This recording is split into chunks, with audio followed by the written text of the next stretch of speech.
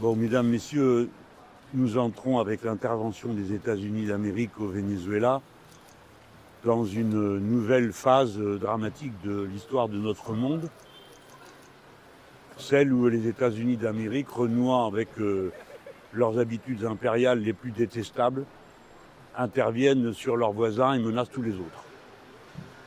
C'est une fois de plus le pétrole qui est la cause réelle de cette intervention, la lutte contre le narcotrafic n'étant qu'un prétexte. Le pétrole qui déjà a justifié tant d'interventions dans le monde, tant de dégâts, tant de morts, en Afghanistan, en Irak, et cette fois-ci au Venezuela, de sorte que, avec l'enlèvement du président Maduro et la prise de contrôle de ce pays par les États-Unis d'Amérique qui prétendent, comme on vient de l'apprendre à l'instant de la bouche même de M. Trump, il est clair que c'est une sorte de mainmise étendue qu'opèrent les États-Unis d'Amérique sur la ressource qui fonde leur puissance. Et rien d'autre. Donc, du pur impérialisme.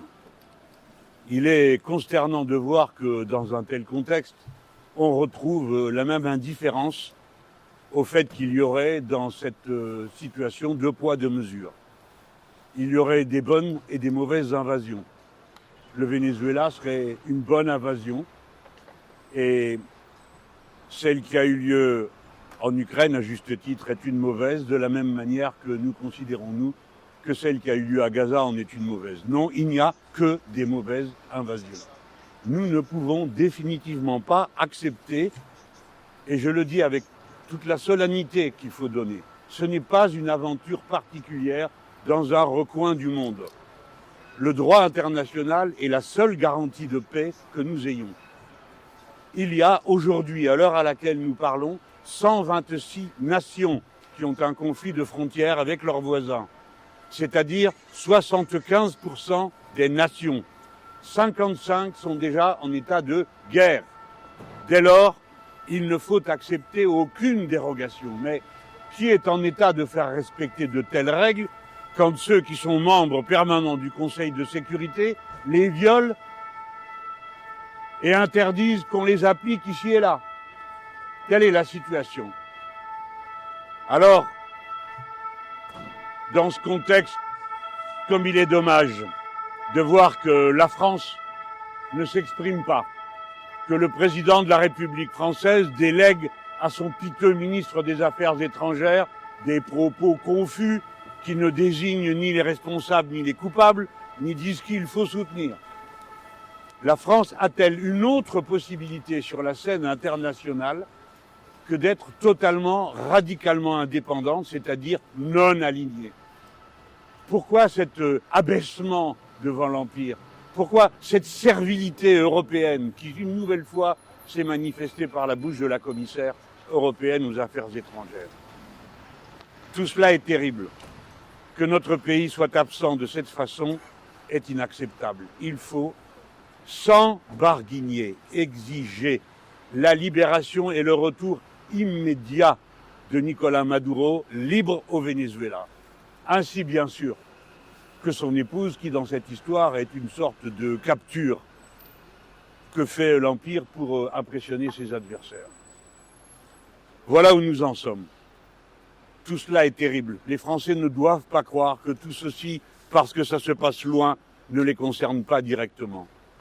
À cette heure, on peut se demander s'il existe encore un ordre international, s'il est possible de s'y référer, s'il est possible de vouloir la paix. En tout cas, dans les grands débats qui vont s'annoncer dans notre pays, la question de la paix et de la guerre ne pourra plus être traitée avec la désinvolture avec laquelle il a été traité jusqu'à présent, et où des décisions sont prises en solitaire par un personnage non moins solitaire qui décide de ceci, de cela, et ne tient plus compte des règles qui doivent s'imposer sur le plan international.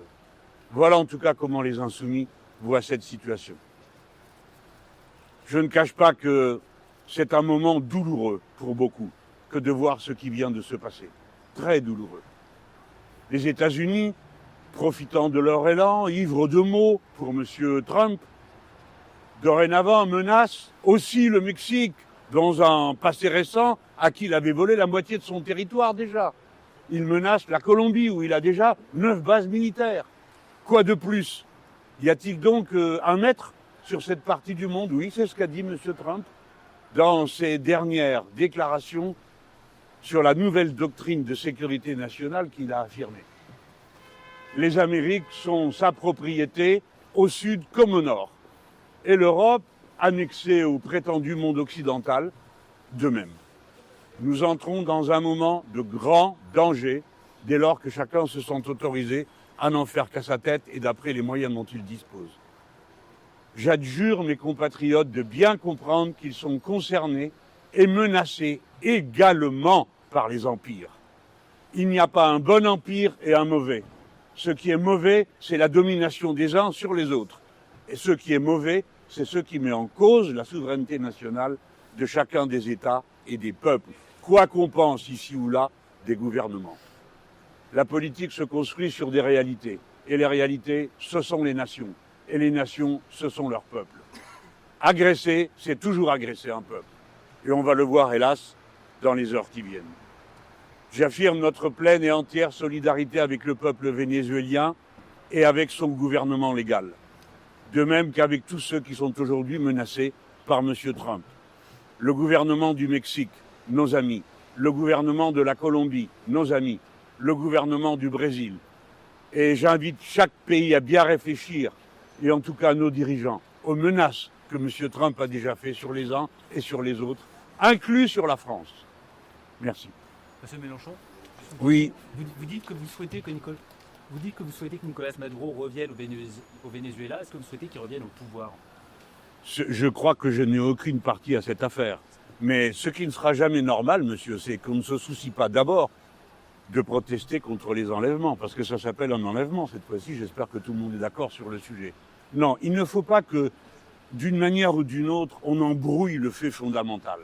Quoi qu'on pense, on ne doit pas embrouiller le fait fondamental. Nous n'acceptons pas, nous Français, que l'Empire décide d'enlever un chef d'État à un endroit et son épouse, le mette en prison et se serve de ce prétexte pour annexer les ressources nationales d'un pays. Je sais bien que dans les heures qui viennent, la grande machine des grandes orgues de la propagande de l'Empire vont se faire entendre. Déjà, je vois ici et là qu'on prend au sérieux l'accusation de narcotrafic. Tout ça est grotesque. Si vous acceptez ça, c'est que vous acceptez de vous mettre en servitude.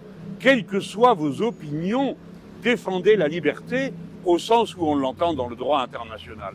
Le reste, c'est affaire des peuples et qu'ils s'en débrouillent.